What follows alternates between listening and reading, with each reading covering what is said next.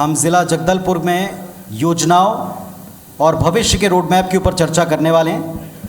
IBS24 ज़िला चौपाल बस्तर में कल आज कल powered by Varghese builder Jabalpur, Varghese builder Jagdalpur, health partner doctor Hemant Kumar pathology lab, Bansal nursing home, JK hospital and नेत्र चिकित्सालय Jagdalpur, in association with Kapoor event management company Jagdalpur, education partner the Sanskar smart school, hospitality partner Naman Bastar, driven by new Holland Shri Mahadev motors Dharampura Jagdalpur, supported by Goyal TMT and Goyal pipes, finishing school NH Goyal finishing school Raipur, frozen food gold, web partner IBS24.in। बिल्कुल। और पुनीत, ये बता दें कि बस्तर को आज हमने क्यों चुना है। बस्तर जिन परिस्थितियों में आगे बढ़ रहा है, विकास के जिस धारा में बह रहा है, बहुत विपरीत परिस्थितियों में यहाँ पर विकास के काम जारी हैं। जाहिर सी बात है, प्रदेश की सरकार बहुत ही बेहतर तरीके से काम कर रही है और ज़िला सरकार जो है वो भी बहुत सही तरीके से उनके साथ तालमेल करके काम कर रही है। तो IBS24 ज़िला चौपाल बस्तर कल आज और कल में आप सबका बहुत स्वागत है। आपके साथ मैं हूं पुनीत पाठक और मैं हूं राहुल सिन्हा। हम दोनों अपनी पूरी टीम के साथ इस ज़िला चौपाल पर IBS24 की टीम के साथ इसलिए मौजूद हैं ताकि बस्तर के विकास में अपनी योगदान देने वाली हस्तियों, उनकी संस्थाओं, चाहे विभाग हों, इन सब के बारे में हम बातचीत कर सकें, इस मंच के ऊपर चर्चा कर सकें और इस मंच पर उन हस्तियों को सुन सकें कि आने वाले वक्त को लेकर उनका प्लान क्या है। बिल्कुल। ज़िला चौपाल, जैसे कि नाम से पता चलता है पुनीत, कि हम ज़िला प्रशासन किस तरीके से सरकार के साथ तालमेल करके काम कर रहा है, जो योजनाएं हैं सरकार की उनको किस तरीके से लागू किया जा रहा है, इन तमाम विषयों पर पैनल डिस्कशन के दौरान हम जरूर चर्चा करेंगे। चलिए, तो मैं चाहता हूं एक बार आप जोरदार गड़गड़ाती हुई तालियां बजाएं जो पूरे बस्तर का प्रतिनिधित्व करें। जोरदार तालियां, ताकि हम इस कार्यक्रम को शुरू करें। तो हमारे साथ इस मंच के ऊपर अब चर्चा करने के लिए जो कह चुके हम जगदलपुर में हैं, और जगदलपुर एक बहुत ही बेहतरीन शांत शहरी स्वरूप के तौर पर विख्यात होना चाहिए और काफ़ी हद तक अपनी पहचान को ये इस्टेब्लिश करता है। तो आज इस पैनल में ज़िला चौपाल कल आज और कल जगदलपुर के इस मंच के ऊपर हम जगदलपुर की अब बात करेंगे। तो निगम के बारे में चर्चा करने के लिए प्रेम कुमार पटेल साहब हैं, आयुक्त नगर निगम। साथ में कृषि की बातचीत करने के लिए SS सेवता सर, उप संचालक कृषि, हमारे साथ हैं इस मंच के ऊपर। और साथ ही जैसा हमने आपको बताया था कि कुछ संस्थाएं लगातार बस्तर को पहचान देने की कोशिश कर रही हैं बेहतरीन कार्यों के साथ, अपने प्रोजेक्ट्स के साथ। उन्हीं में से एक संस्था है नमन बस्तर और नमन हाइट्स, और उसी से MD जयेश संगानी साहब भी हमारे बीच में हैं। सर, आपका भी स्वागत है, आप तीनों का स्वागत है। एक बार जोरदार तालियां हमारे इस पैनल के लिए। चलिए, कृषि से शुरुआत करते हैं। चूँकि धान का कटोरा है, कृषि प्रधान प्रदेश है, लेकिन हम जिस ज़िले में हैं, जिस ज़िले की चर्चा कर रहे हैं, उसके बारे में सबसे पहले ये सरकार ऐसी बनी साहब कि इसने पूरा नज़रिया अर्थव्यवस्था को लेकर बदला है।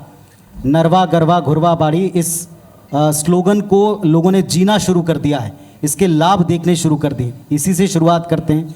आपका ज़िला, अपना ज़िला कहाँ है इस योजना में? गोधन न्याय योजना ये राज्य शासन का महत्वपूर्ण योजना है,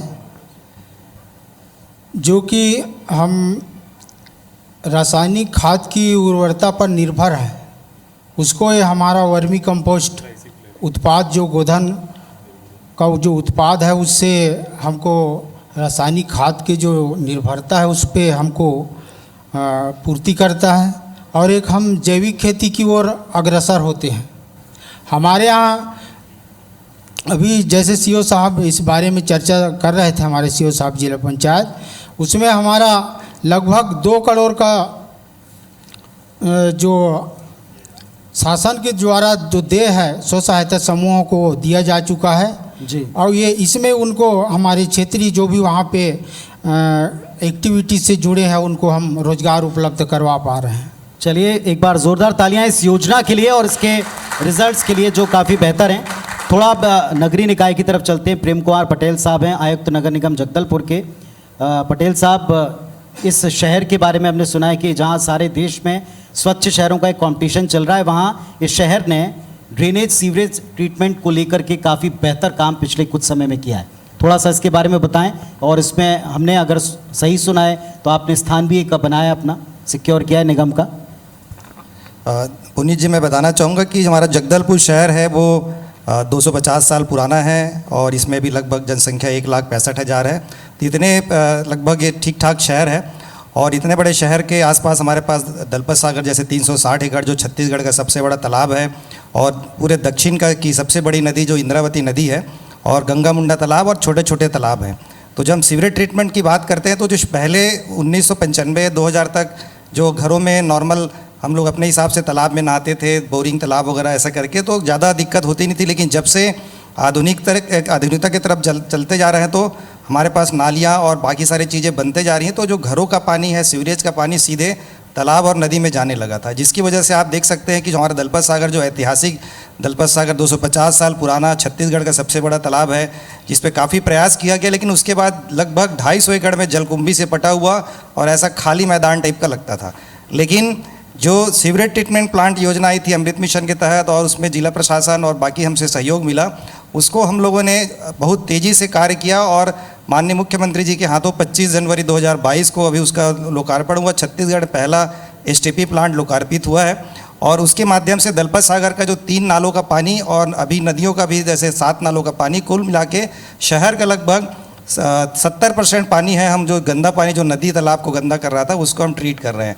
और जहाँ तक नंबर 1 की बात है वो मैं बिल्कुल बताना चाहूँगा कि पूरे देश में लगभग 4800 शहर में जगदलपुर शहर है 1 अप्रैल से लेकर अब तक लगातार, आज 29 तारीख हो गया, 29 दिनों से ट्विटर हैंडलिंग होता है। जब हम स्वच्छता की प्रचार की बात करते हैं, संदेश को फैलाने की बात करते हैं, क्या शहर के लोग और हम लोग कर रहे हैं इसको बताने की बात आती है, तो उसमें ट्विटर हैंडलिंग है, इंस्टाग्राम, फेसबुक है, तो उसमें ट्विटर हैंडलिंग में रैंकिंग होती है शहरों की, उस पर लगातार हम लोग 29 दिन से पूरे देश में ट्विटर हैंडलिंग में हम लोग नंबर 1 बने हुए हैं। क्या बात है, एक बार जोरदार तालियां, जोरदार तालियां, बहुत अच्छी बात है।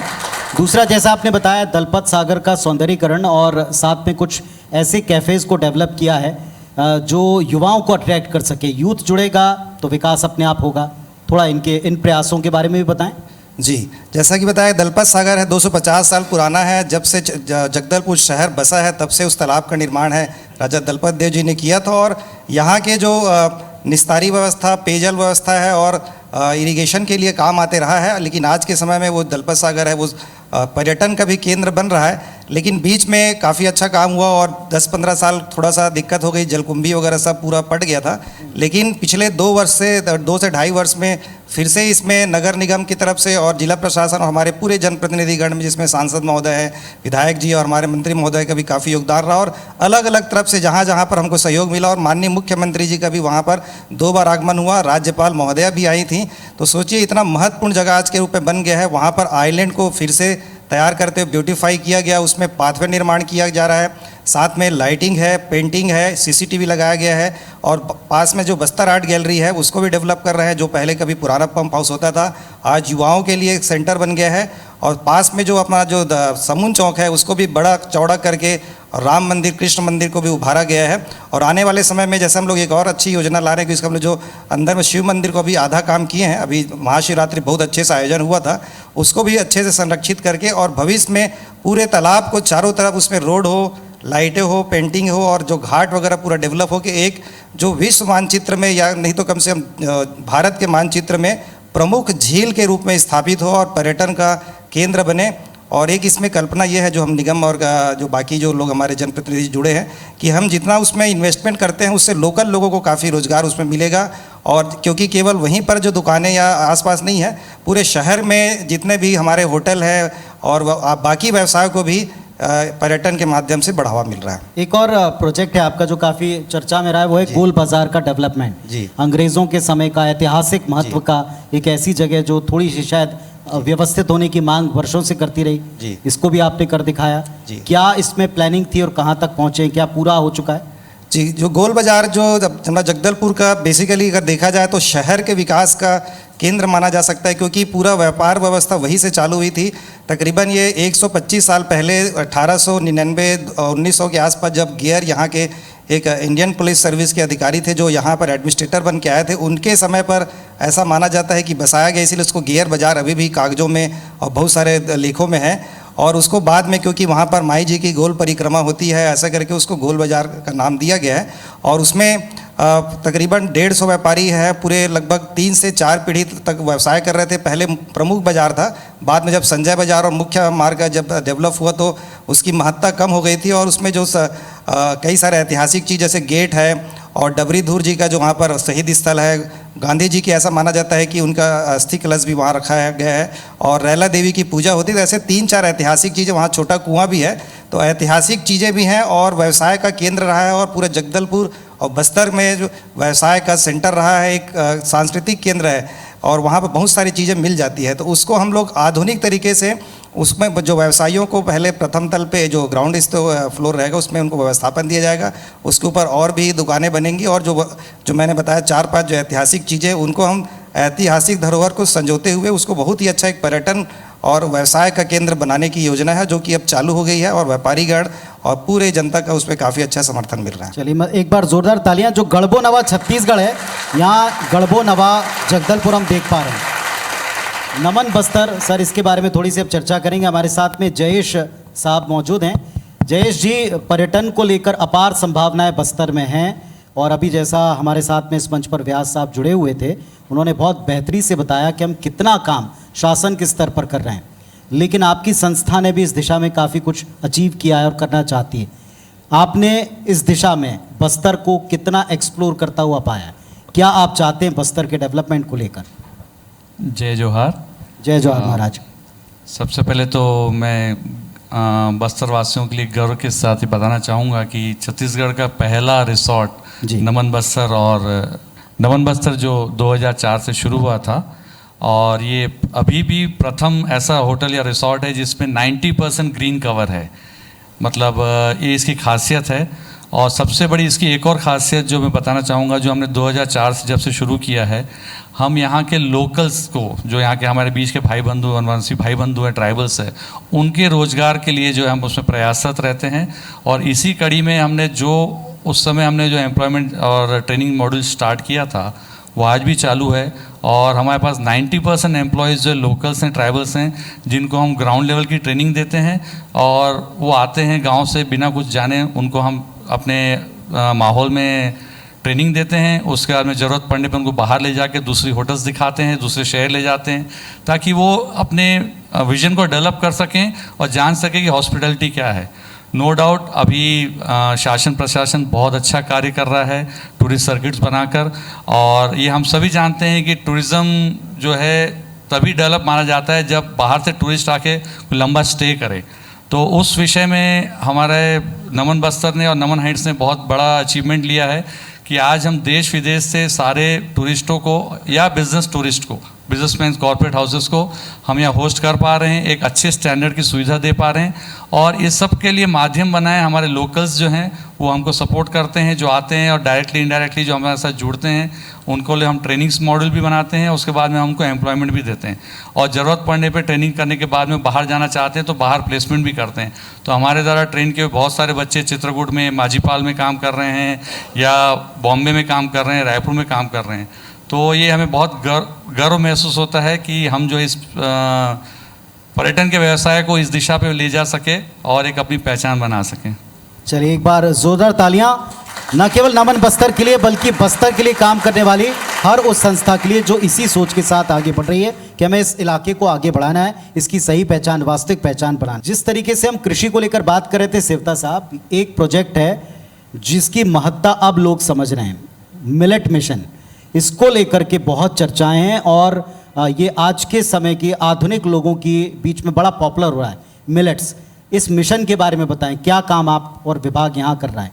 मिलेट मिशन एक पारंपरिक फसल का जो पारंपरिक तरीके से करते आ रहे हैं, उसमें अपन कोदो कुटकी, रागी का इसमें विशेष महत्व है। इस फसल का एक औषधि गुण इसमें है, जिसके कारण ये पॉपुलर हुआ है। ये इसमें हम लोग करीब 1600 हेक्टेयर में इस 22-23 के लिए प्लानिंग किए हुए हैं, इसमें लेंगे। और पिछले वर्ष लगभग 8,500 हेक्टेयर में यहाँ पे कोदो कुटकी रागी लिया गया था।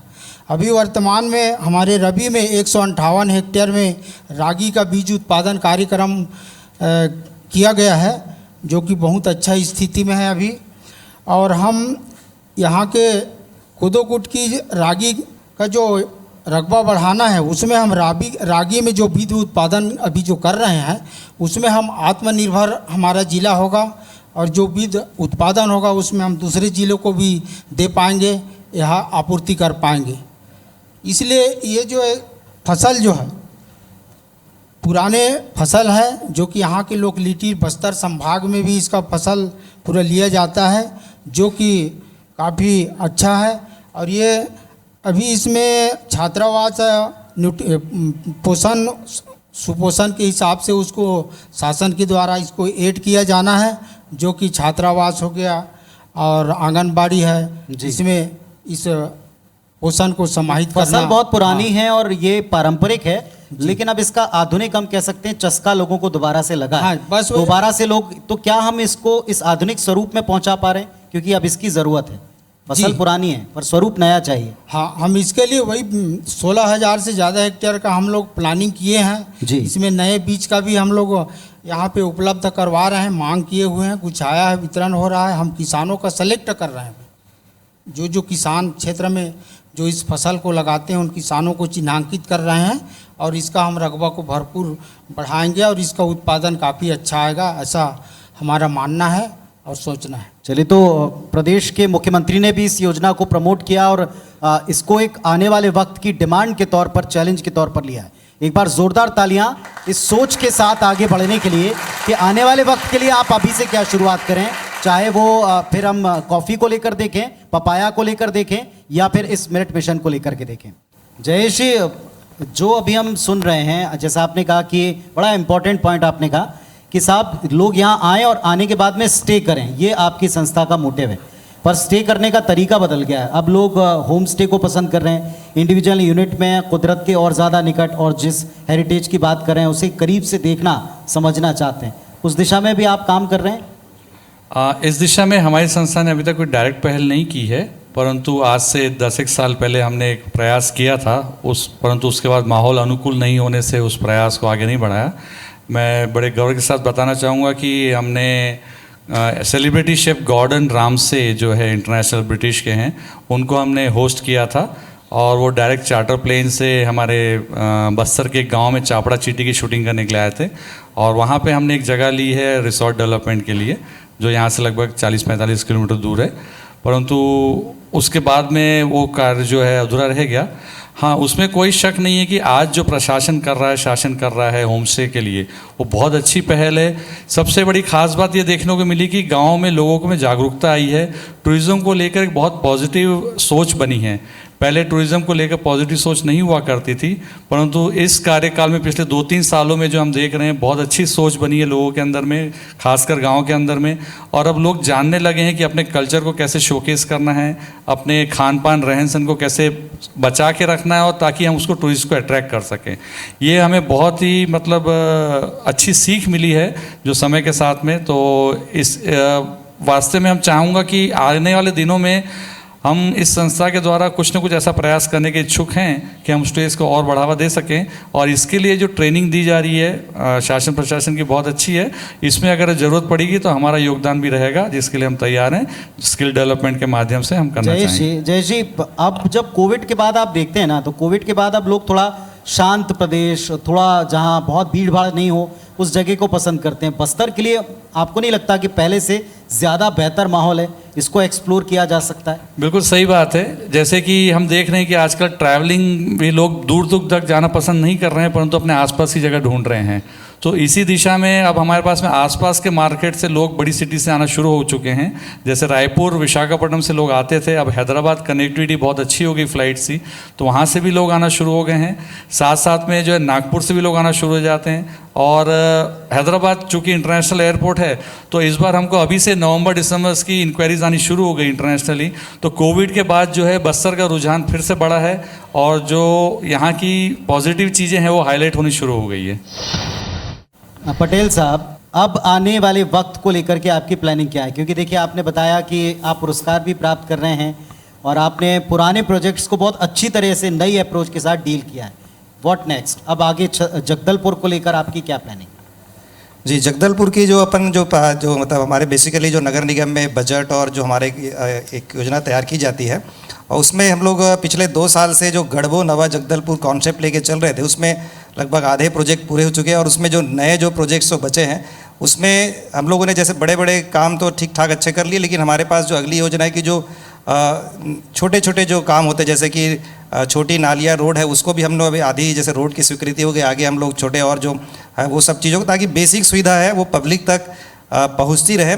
उसके अलावा कुछ प्रोजेक्ट जो हम आगे लेना चाहेंगे जिसको निश्चित ही जो जिससे शहर और बाहर के लोगों को बेनिफिट होगा, जिसमें हम लोगों ने प्रमुखता से रखा है जो हमारा बस स्टैंड है वो अभी 5 एकड़ में है और उसको विस्तारित करके उसको ज़्यादा अच्छे से कैसे अपन आधुनिक बस स्टैंड के रूप में जैसे रायपुर में बना है उस प्रकार से करने की योजना है। उसके अलावा जो ट्रांसपोर्ट नगर है जो छोटा सा बना है वो दूर भी है और गाड़ियाँ खड़ी नहीं होती है, शहर में काफ़ी सारे ट्रांसपोर्ट वगैरह व्हीकल्स खड़े रहते हैं जिससे हमेशा दिक्कत होती है, तो उसके लिए बड़ा ट्रांसपोर्ट नगर की योजना चल रही है। उसके अलावा हम लोग आने वाले समय में जो गंगा मुंडा को अभी स्टार्ट किए हैं उसको भी एक अच्छे पर्यटन क्षेत्र को में विकसित किया जाएगा, और साथ में जो हमारा जो अभी गोल बाज़ार प्रोजेक्ट जो भी चल ही रहा है उसको कैसे बेहतर करके उसको कर सके। उसके अलावा पार्किंग व्यवस्था वगैरह में जैसे हमेशा डिमांड रहती है, और साथ साथ जैसे आज के समय में जो महिला शौचालय और गार्डन मेंटेनेंस वाला, क्योंकि ये प्रमुख 2 सुविधाएं होती है जो बाहर से लोग आते हैं उनको अच्छा उसका लाभ मिलता है वो है, और जो खेल के जो अभी इंदिरा स्टेडियम और जो आर्चरी और बाकी चीज़ों के लिए जो क्रीड़ा परिसर में विकसित हो रहा है, तो उस प्रकार से उनको करने का, और एक यूथ सेंटर का भी कॉन्सेप्ट आ रहा है कि जो पीजी कॉलेज और यूनिवर्सिटी के पास खाली एक जगह है वहाँ पर वहाँ के बच्चों के लिए कैसे ज़्यादा बेहतर तरीके से वो लोग इसका यूज़ कर पाएंगे, तो एक यूथ सेंटर भी आधुनिक टाइप बनना चाहिए इस प्रकार से ओवरऑल। और आने वाले समय में जैसे एक और है कि जैसे शहर में भीड़ बढ़ते जाएगी तो फ्लाईओवर या बाईपास की आवश्यकता है, उसको भी ध्यान में रखकर भी प्लानिंग की जा रही है जिससे कि ट्रैफिक ज़्यादा अंदर ना आए, और जो हमारा पुराना पुल जो स्वीकृत हो चुका है उसके बनने की वजह से जो थोड़ा सा ट्रैफिक और शहर बढ़ेगा तो उसको कैसे बेहतर तरीके से कर सकते हैं। इस प्रकार से पूरा ओवरऑल एक आधुनिकता के साथ साथ जो बेसिक सुविधाएं हैं और एक जो ट्रैफिक और जो पब्लिक का फ्लो होना चाहिए, और जैसे कोई शहर में आता है तो उसको प्लीजिंग टाइप का रहता है, देखने में ही सुंदर और एक सुकून टाइप का। और जैसा कि अपने पुलिस अधीक्षक महोदय बता रहे थे कि जो 55 से कितने जगहों पे अपन कैमरा लगाए उसको भी विस्तारित करके, और न केवल सुरक्षा के लिए बेसिक जो अर्बन जो मैनेजमेंट होता है उसमें हम कैसे कैमरा का इस्तेमाल और कर सके, बाकी सुविधाओं के लिए अन्य विभाग भी उसमें उसको कैसे इस्तेमाल कर सके, इस प्रकार के भी हम लोग प्लानिंग कर रहे हैं। और जो हमारे जो शहर में एक डिमांड आती है कि जो सरोवर के साथ साथ जो कुएँ वगैरह हैं, पुराने ऐतिहासिक कुएँ हैं छोटे बड़े, उनको भी संरक्षण के लिए बात आती है, तो वो भी प्लानिंग में है। तो इस प्रकार से आगे इस प्रकार से योजना है, और धीरे धीरे सभी में निश्चित ही हम बजट और हमारे जो प्लान के अनुसार से कार्य कर रहे हैं। चलिए, सुनकर बड़ा संतोष हो रहा है कि जो पुरातन विरासत है और आज की जो ताकत है जगदलपुर बस्तर की, इसे पहचाना जा रहा है, और आने वाले वक्त की प्लानिंग न केवल हाथ में है बल्कि उस पर क्या करना है इसको लेकर विजन क्लियर है, और यही इस IBS 24 जिला चौपाल कल, आज और कल का मूल मकसद है। एक बार जोरदार तालियां पैनल के लिए, विभागों के लिए, सोच के लिए। आप सबको सर सैल्यूट है और बहुत सारी शुभकामनाएं कि आप सब अपनी टीम के साथ बेहतर बस्तर करते रहें, बेहतर तरीके से आगे बढ़ते रहें। बहुत बहुत धन्यवाद आपका इस मंच तक आने के लिए, अपनी बात रखने के लिए। जोरदार तालियां इस पैनल के लिए, जोरदार तालियां।